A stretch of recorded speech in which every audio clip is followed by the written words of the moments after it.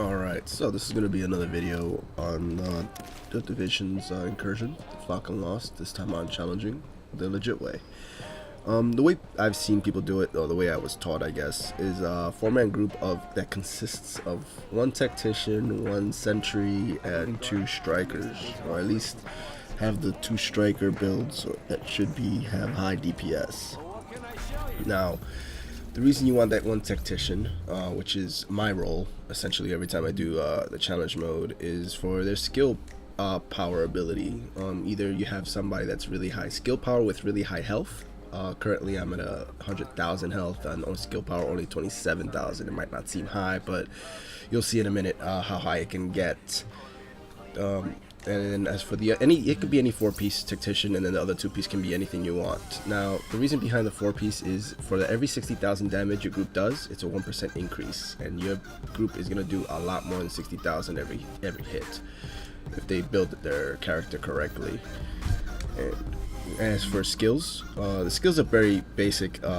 For the tactician, it's going to be a defensive build. Essentially, you want the smart cover with the recharger. As you can see, I'm only at 48% damage resistance right there. Might not be too high, but give it a minute, I'll show you the difference. And then you want a mobile cover. My mobile cover at the moment has 1.1 million HP, and you obviously also want the survival link. As I said, best perk in the game. Talents, triage, obviously a must. Everybody should know what that is. As for the new one, is going to be battle buddy. You get a 50% damage reduction for 10 seconds when you get people up in case they get downed. Critical save, everybody should know, and combat medic, everybody should know. How skill power works essentially is at 45,000 it caps out all your abilities.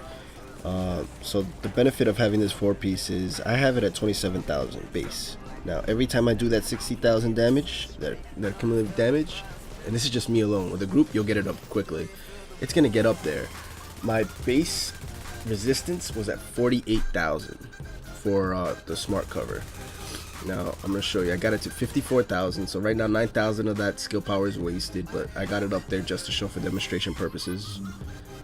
Alright, so now we're at 75,000 damage resistance, and that shield is at 1.2 mil, and 20% damage resistance on that. So essentially you're looking to get the maximum damage resistance for yourself and your group, and a shield that's going to be lasting quite a bit. Not even the shotgunners are going to be able to one-shot it. Now the way we start this off is you want to be able to spam that, not spam, but place that smart cover. Don't spam it, or else, yeah, you'll break it just like that. Now you always want to put it down every time it's up, and it's going to get better resistance, damage resistance for your group. I switched the mobile cover for the gas grenades. That way as they approach and clutter up in the middle, we can get them stunned and tear gassed and essentially downing them a lot quicker. Now they do tend to climb up into this little left nook over here. There's a little trick that you can get to deal with those guys. You're gonna notice there's gonna be like a little gap, a tiny little gap on the side of the door. You're gonna just keep shooting them. Granted, you're not gonna be doing too much damage, but get a teammate to do it. They'll die instantly. They can't shoot you back, and you're golden. Always remember to keep putting smart cover, or else teammates will end up going down like that. Get them up, obviously. Just be careful with the ACP. Once you guys got about only like 3 enemies left, not including the shotgunners, grab ammo if you need it, and then start going out. Make sure you're the last one, pop your signature, be careful for the bomb, and just run straight to the middle. These guys are going to chase you down. Make sure you switch back to your mobile cover as soon as you get down there. Have somebody pop a overshield if you need it, and get ready for those guys that are going to be coming right behind you, tailing you. There's going to be a placement. Certain placement you're going to want the shield, and a certain position you want everybody to be in with near the shield.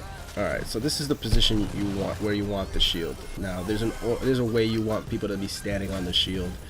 I'll demonstrate that momentarily. Just at this point, be ready for any oncoming enemies. This is going to be your area of essentially line of defense. Everything's going to be coming towards you at this point. Now you want both strikers to stand on here. I'm just demonstrating because once I get in my position I can't really show you because I end up getting blocked by the shield. But the 2 strikers, you want them on this side. As you can see, he's waiting for me to move out of his spot.